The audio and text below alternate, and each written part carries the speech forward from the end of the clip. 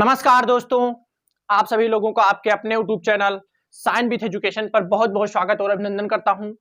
आशा करते हैं आप सभी लोग स्वस्थ होंगे, मस्त होंगे और अपनी तैयारी में बहुत अच्छी तरीके से व्यस्त होंगे। तो पिछली क्लास में हम लोग पढ़ रहे थे पृथ्वी की आंतरिक संरचना के बारे में, जो इंटीरियर पार्ट ऑफ अर्थ है। इसमें हम लोग बात किए थे कि जो इनकी मतलब जानकारी है वो विभिन्न सोर्सों से मिली है, जिसमें दो मेन सोर्स हैं, आर्टिफिशियल सोर्स और नेचुरल सोर्स। हम लोग आर्टिफिशियल सोर्स मतलब जो कृत्रिम स्रोत हैं, जैसे ताप, घनत्व और दाब के बारे में पिछली क्लास में पढ़ चुके थे। आज हम लोग पढ़ेंगे जो नेचुरल सोर्स हैं उनके बारे में। तो सबसे पहले अगर बात किया जाए तो इसमें हम लोग ज्वालामुखी के बारे में पढ़ेंगे। तो ज्वालामुखी क्रिया जो होती है इसके बारे में पढ़ेंगे। तो बिना किसी देरी के सबसे पहले हेडिंग डालिए, ज्वालामुखी क्रिया। ज्वालामुखी क्रिया। अगर ज्वालामुखी क्रिया की बात किया जाए कि ये क्या होते हैं, तो ऐसे समझ लीजिए कि जो मैग्मा होता है, मैग्मा जो होता है वो पृथ्वी के आंतरिक भाग से बाहर आता है। तो यहां से सबसे पहले पहला पॉइंट लिखिए कि मैग्मा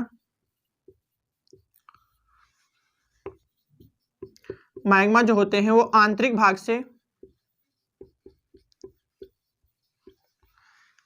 से बाहर आते हैं,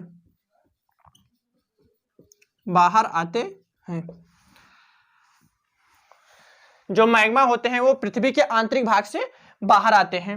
अब अगर मैग्मा की बात किया जाए तो यहां से समझिएगा कि जो मैग्मा क्या होते हैं, मतलब मैग्मा क्या होते हैं, तो जो चट्टानों का पिघला हुआ रूप होता है, चट्टानों का पिघला हुआ रूप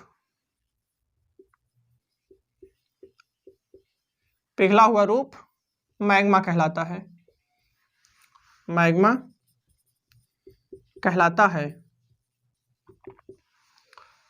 अगर मैग्मा की बात किया जाए तो जो चट्टानों का पिघला हुआ रूप होता है उसी को मैग्मा कहा जाता है। अब यहां से समझिएगा कि मैग्मा जो होता है वो लगभग 100 किलोमीटर मतलब अंदर पृथ्वी के पाया जाता है। तो हम लोग मतलब मनुष्य वहां तक जा नहीं सकता, क्योंकि वहां का जो टेम्परेचर होता है, तापमान होता है वो 1900 डिग्री सेल्सियस होता है। तो वहां पर जाने के बाद फिर इतना तापमान होता है तो आ नहीं सकते हैं। इसलिए वहां की जो मतलब जानकारी है, जानकारी से ही प्राप्त करते हैं, मतलब मैग्मा के द्वारा हम लोग जानकारी प्राप्त करते हैं। तो मैग्मा जो होता है वो आंतरिक भाग से बाहर आता है, तो इसमें मैग्मा में समझिएगा यहां से कि मैग्मा में रॉक्स होते हैं, मैग्मा में चट्टान होते हैं और चट्टानों में खनिज या मिनरल्स होते हैं, या खनिज होते हैं। तो अब यहां से समझिएगा कि जो चट्टान और खनिज हैं, तो यहां से यह माना जाता है कि जो पृथ्वी का आंतरिक भाग है उनमें खनिज और चट्टान है। तो यहां से समझिएगा, लिखिएगा कि पृथ्वी का आंतरिक भाग माना जाता है।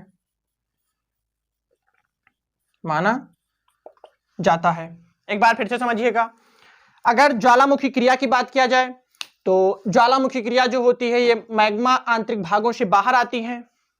मैग्मा जो होते हैं वो पृथ्वी के आंतरिक भागों से बाहर आते हैं।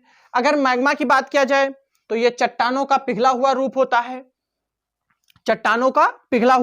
है, अब मैग्मा में रॉक्स होते हैं और रॉक्स में मिनरल्स होते हैं, मतलब मैग्मा में चट्टान होते हैं और खनिज होते हैं। तो इससे यह माना जाता है कि हमारे पृथ्वी के आंतरिक भाग में चट्टान और खनिज पाए जाते हैं।